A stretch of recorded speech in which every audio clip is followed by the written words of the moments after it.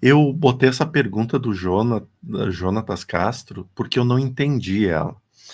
Essa pergunta, eu não sei se foi feita para mim ou para quem, né? Como é ter a mente não doutrinada religiosamente, mas sendo universalista? Porque eu não entendo o que é uma mente doutrinada religiosamente. Porque se for em termos de religião, né? Se for para mim, eu conheço muito de religião, mas eu não preciso ser doutrinado de uma religião para ser universalista. Até porque eu discordo de todas as crenças que eu frequento, né? Eu frequento elas, mas eu discordo, não é que eu faça tudo. Tem muita coisa do espiritismo que não me agrada, tem muita coisa do candomblé que não me agrada, tem muita coisa do catolicismo que não me agrada. Falando as três que eu sou batizado, né? No espiritismo não tem batismo, mas que eu trabalhei e desenvolvo. Tem coisas que não me agradam. Então, ser universalista é tu compreender que não é a religião, que é a energia que está em volta das religiões, né? Na minha cabeça, né, isso é muito Jordelei, feliz daquele que não precisa de religião para ser religioso, para ser espiritualizado, talvez seja o melhor termo. Feliz daquele. Ah, não sei, para mim tanto faz qualquer religião, e porque o que me importa é Deus e o meu semelhante. Já pensou que beleza o dia que nós chegar nesse ponto?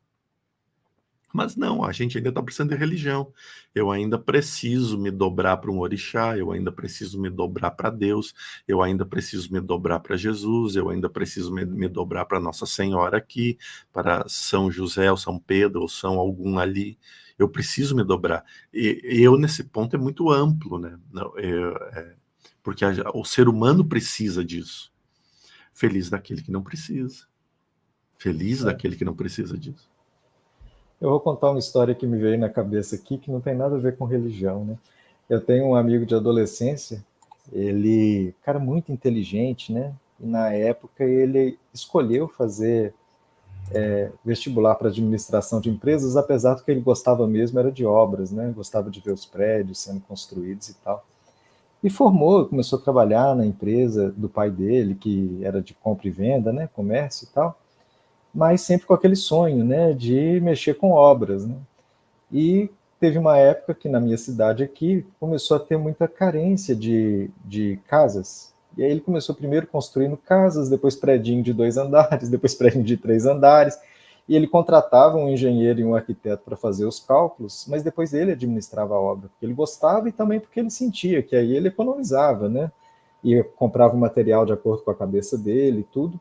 Depois ele foi ficando tão prático que muitas coisas ele já falava para o engenheiro, né? Olha, aqui você fez tal cálculo, mas se a pessoa depois resolver fazer um andar, né, ou resolver colocar uma laje, uma coisa, não vai ficar bom. Vamos refazer, né? Então ele começava a dar palpites válidos assim. Onde que eu estou querendo chegar? Ele nunca fez faculdade de engenharia nem faculdade de arquitetura, mas no final das contas agora ele estava tocando as obras com muito mais propriedade do que as pessoas que tinham ido na faculdade e tinham título, né? Então, eu enxergo religião mais ou menos isso. É como se fosse uma faculdade, uma instituição que te ensina aquilo. E aí te dá um título, né? Só que você pode saber daquilo de uma forma prática, ou de uma forma que até você estudou, mas sem o título, e pegar o melhor de cada coisa ali, sabe? Sem ficar preso, olha, na regra, né, da faculdade X ou do teórico X, né, o prédio só pode ter tantos metros na frente, só pode suportar tal coisa, só pode usar tal material. E aí ele fica livre dentro de uma série dessas regras, porque ele consegue flexibilizar para o mundo real. Então, eu acho que o grande furo das religiões é cada uma achar que ela domina a verdade, né? E outro dia eu estava vendo uma palestra sobre Jesus, então não é assim, Jesus está dentro de uma religião, de uma igreja. A igreja está dentro de Jesus, né? Então Jesus é muito maior, como se Jesus fosse o planeta Terra, né? E cada igreja é um pedaço de terra, né?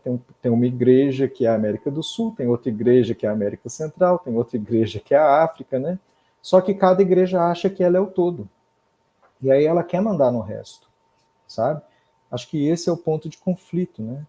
Então, a gente agora vive num país que tem liberdade religiosa, cada um professa a religião que quiser, né?